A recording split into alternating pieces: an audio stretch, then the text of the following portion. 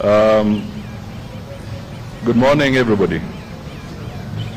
The Right Honorable Raila Amolo Odinga, friends from the media, ladies and gentlemen, good morning. I am pleased to have you all here. Thank you for turning up. Today, I want to update the nation on the status of Kenya's candidacy for the African Union Commission chairmanship. But before I proceed, let me thank the Right Honorable Raila Amolo Odinga for the fruitful meeting and progressive discussions we have had this morning. As you already know, the Right Honorable Raila Odinga is Kenya's candidate for the chairmanship of the African Union Commission in the elections slated for February next year, that is 2025. Ladies and gentlemen, on this, we have a visionary leader to fire up the African Union to greater levels. The Right Honorable Raila is a Pan-Africanist who naturally espouses the Think Africa above all guiding principle of the AU Commission. Indeed, he holds dear the African Union's ambition of being a people-centered organization. The candidates' experience and leadership philosophy align with the AU's Commission's values of efficiency, professionalism, and respect for diversity. We have no doubt the candidate will pursue excellence in line with the continent's collective aspirations of the Africa we want in 2063, as framed in the AU's development framework of Agenda 2063. Let me laud our President, His Excellency Dr. William Samoei Ruto, for fully endorsing the candidate and continuing to extensively engage with his counterparts in diverse regions of the continent. So far, our candidature has been positively received. The President has energized our foreign policy, thus successfully positioning our country as a champion of African affairs in the international arena. As the Cabinet Secretary for Foreign Affairs, I continue to amplify the President's Track 1 diplomacy by engaging my counterparts across the continent. We do all this for the good of our people, Kenya's national interest, and the prosperity of our continent. Ladies and gentlemen, based on the principle of interregional rotation, this is the time for Eastern Africa to nominate a candidate for the position of African Union Commission chairperson.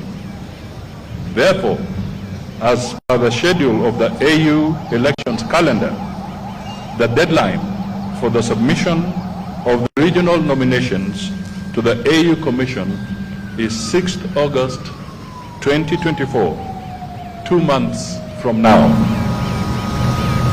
Overall, the campaigns are led by the state with highly experienced and knowledgeable officers.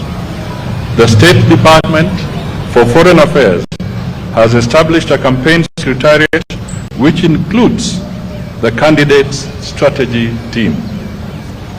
The secretariat will prepare all the briefs for use by the candidate, develop campaign materials, including digital presence, and prepare for the public debate to be broadcast live to African citizens. This will take place 6 months before the election date.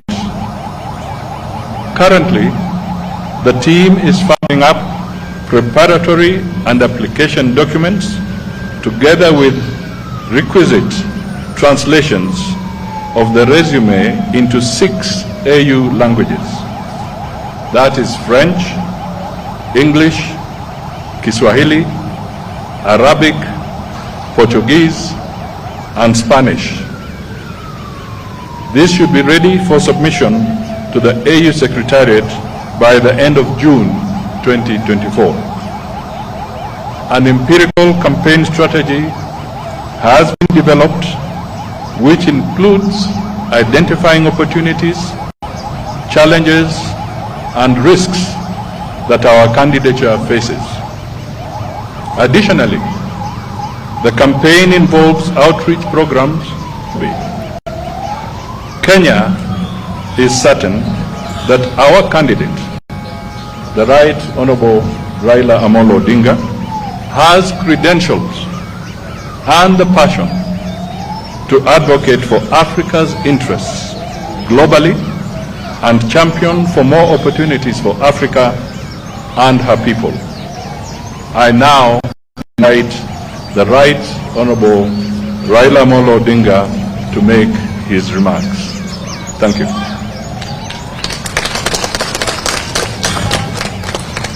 Thank you, Wycliffe. We have had a meeting with the Prime Cabinet Secretary and Cabinet Secretary for Foreign and Diaspora Affairs, my brother, Honorable Wycliffe Mudavadi, who led a team of government officials. This was in regard to my candidacy for the African Union Commission chairmanship. I wish to reiterate the obvious, that I am vying for a position in Africa, not in the government of the Republic of Kenya. But I need the endorsement of the government of Kenya for that African position. At this meeting, we exchanged notes on the state of the quest so far, the preparations from my side and the government side, and the next steps that require to be taken. The Honorable Prime Cabinet Secretary shared with me the situation and levels of preparation and commitment in the government. I have been very encouraged by the number of senior government officials offering to be part of this journey, out of an understanding that we are in this as Kenya and not as partisan political parties. I appreciate the offer of support.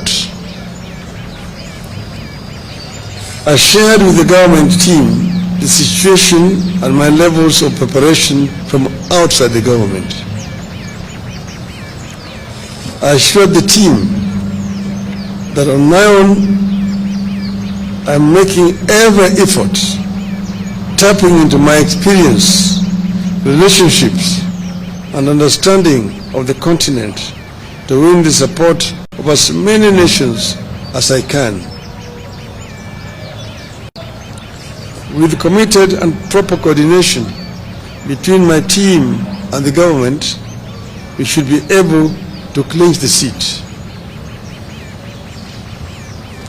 We agreed that coordination and synergy are going to be critical as we embark on the next critical steps that include the submission of my application. We therefore agreed on the need for efficiency, the need to cut bureaucracy, and unveil a well-oiled and flexible joint effort going forward. Like all campaigns, plans emerge and change suddenly. Demands arise and change suddenly, and we need to be able to respond to them as suddenly as they emerge. We also agreed on the need to understand the sensitivities in this quest that include national, regional, continental, and global dimensions to this quest, and therefore the need to always act responsibly, bearing all these sensitivities in mind. Once again, I thank Kenyans and the government for the support and the promise to keep updating the country on the status of the race. As I conclude, I just want to say that I have been requested by many friends, because many people have been surprised and been wondering how I came to this. Many of my friends from outside Kenya approached me and told me that this position of AU chairmanship is becoming vacant next year. They have looked around the continent and feel that among the people who may offer themselves, you have the best credentials to take this organization forward. After lots of soul-searching and consultations among my colleagues and friends, I made the decision to agree to accept the request. As you know that I had been the African Union High Representative on Infrastructure Development for 5 years. That position gave me an inside picture of what is happening in the AU, what the potentialities are in the AU, what are the challenges, and what are the weaknesses that they exist there. I believe that I have sufficient knowledge and experience to be able to move the AU forward. AU is an institution that was founded by the founding fathers of our nation. And their dream was an Africa that was united, an Africa that was cohesive, an Africa that was developed. The development of Africa can only be done by Africans. I am myself a Pan-Africanist and an Afro-optimist. Afro-optimists as opposed to Afro-pessimists. Afro-pessimists are the people who have given hope in Africa, say that Africa is a lost cause, it's a condemned continent. Afro-optimists are those who believe in the ability of the African people to develop Africa. That Africa, the richest continent on the planet Earth in terms of resources, is also the poorest in terms of development. This is a paradox that we want to solve. We want Africans to be able to take charge of Africa. We want to expand the communication and trade among the African people. I was telling my brother here that when I was a student in Europe in the 60s, it was a nightmare to travel across the continent of Africa, of Europe. In Europe, to move from one country to the other, you needed a visa. And if you did not have a visa to transit to one country, they arrested you at the border and returned you where you come from. Today, you can travel across the whole of Europe, the Schengen visa. You want to enter somewhere and you can go to all parts of Europe. Yet in Africa, you still have a problem. Aliko Dangote, one of the most prominent African businessmen, was saying just the other day that he needs 35 visas to travel across the continent of Africa. His French counterpart, who is his competitor, does not need, using a French passport. With a Nigerian passport, you need 35 visas to travel on the continent of Africa. You ask yourself why? Why can you not have one African visa? It can be done. We can connect the whole of this continent. And that's why I've been talking of the story of African lion. That the African lion must wake up now and claim the 21st century as the African century. Thank you, ladies and gentlemen.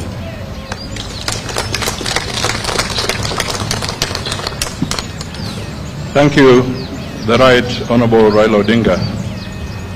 Ladies and gentlemen, having listened to Baba, I now wish to make the following concluding remarks.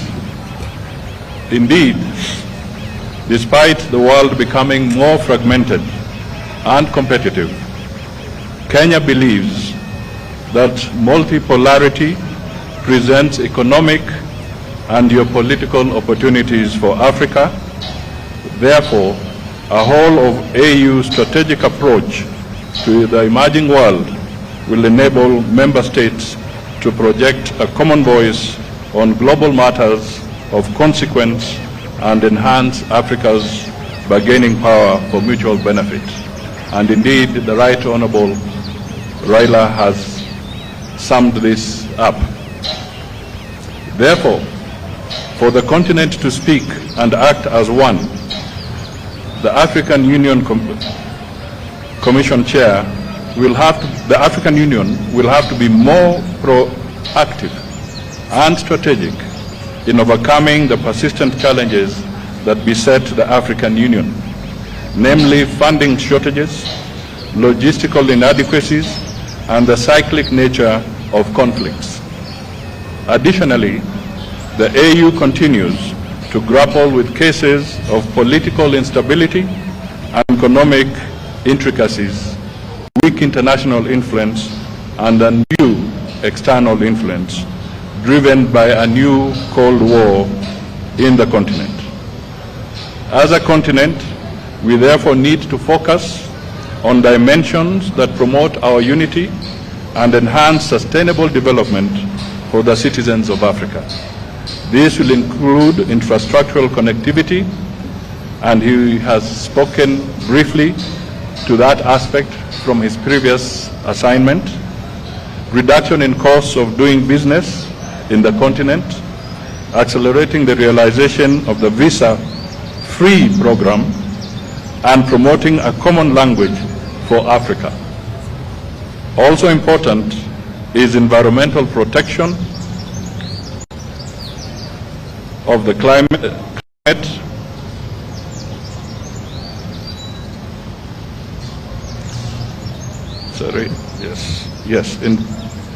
environmental protection of the climate. The continent should work in one voice to campaign for reform of the international organizations and global financial institutions. The AU should be represented on the strategic international institutions, including membership to co-decision-making organs of the UN. We shall promote functional non-alignment that strategically seeks to establish mutually beneficial relationships globally. I may just want to emphasize here that the chairman of the AU Commission also holds the seat for Africa on the G20 forum.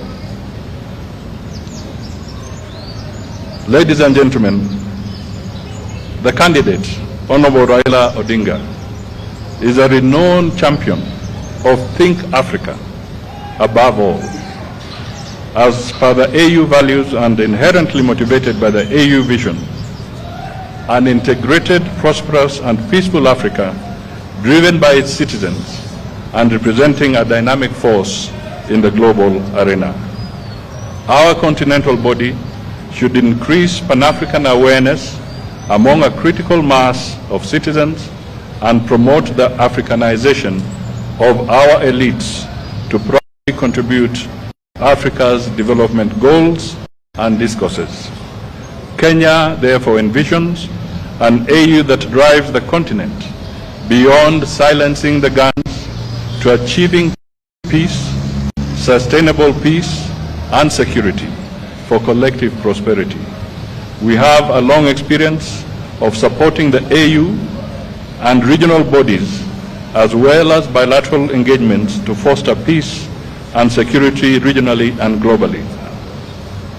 We envisage an AU that will give a greater voice to the continental crises that have often become forgotten conflicts as other global crises elsewhere get huge humanitarian and political attention. As a government and a country, we wish the Right Honorable Raila Amolo Odinga God's speed in this noble endeavor for the continent. God bless Kenya and God bless Africa. Asanteni sana.